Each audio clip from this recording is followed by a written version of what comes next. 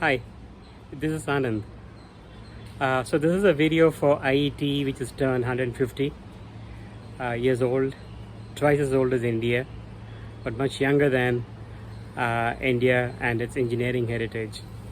Now, having placed everything in its context, um, I just want to kind of talk about what does engineering mean to me personally, and what could it mean to people who just started their careers or negotiating their careers right now.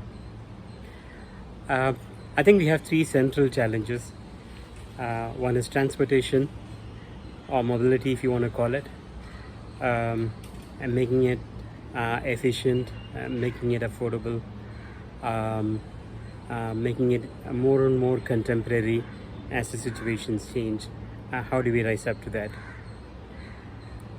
Second is, I think, sustainability.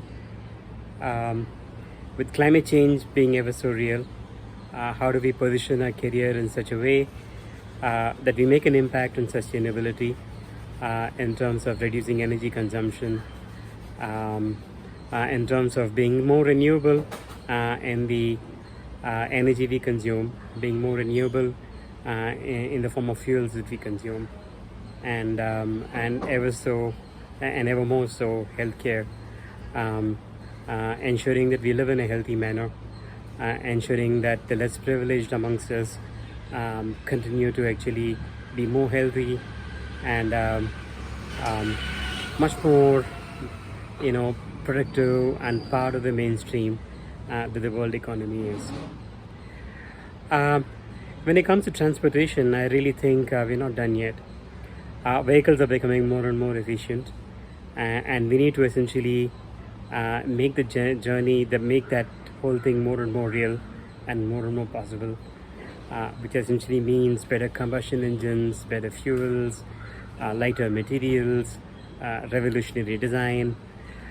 A lot of our vehicles are going to be electric vehicles. So battery storage, electrochemistry, other forms of electrochemical energy such as fuel cells, renewable fuels, all of that are actually going to become real and very important for us. Sustainability is very close to my heart. We know that our CO2 emissions have gone up to 417 ppm, 419 maybe. Climate change is real. We get impacted by it, but we actually, are able to manage. It's the poor in India, it's the poor across the world who get actually impacted even more than many of us. So what do we do to make our planet more sustainable? How do we make anything and everything that we use more efficient? Can the same revolution in energy usage that we saw on the light bulb, which has now become an LED consuming 10 times lower power, be translated into other forms of energy usage?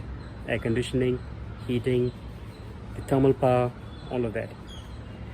When you talk of energy, we can't, we really have to talk about renewables.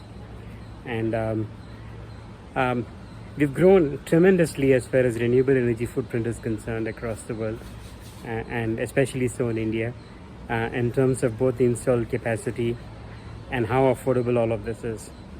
But the fact remains that renewable energy for much of India and much of the world is there on tap only for 7 to 8 hours a day, and then it's back to thermal power again.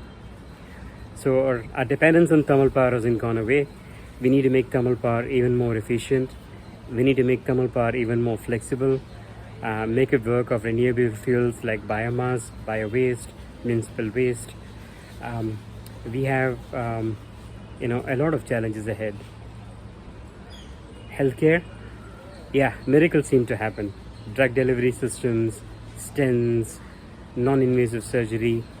All of these are wonders of both medicine and engineering. Now, having said all of that, we still have ways to go. Our maternal mortality is very poor. Our infant mortality is very poor. When children survive, they grow stunted in India. They're much more vulnerable to diseases because of sanitation. And so we have work to do there, and we really have to start thinking in terms of how do we influence this piece even more so, especially when you have COVID, where the risk of infections while we engage in day-to-day economic activity is ever so high, which can take many of us away from this world. So all I can say is, you have challenges ahead.